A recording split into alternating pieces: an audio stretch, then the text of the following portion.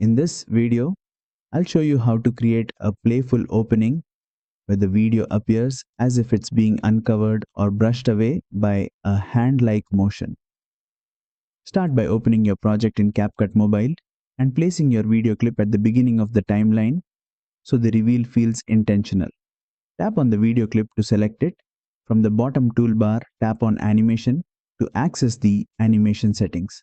Now, switch to the In tab, which controls how your video appears at the start. Scroll through the animation list until you find Hand Shovel, then apply it. Once applied, the screen clears away in a digging or brushing motion, revealing the video underneath in a fun and interactive way. In CapCut Mobile, this animation is applied directly to the video clip, not as a separate layer. Use the duration slider to control how fast the uncovering happens. Shorter duration makes the reveal quick and playful.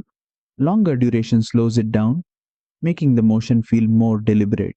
Preview the animation and adjust the timing so the motion feels smooth and natural. And that's it.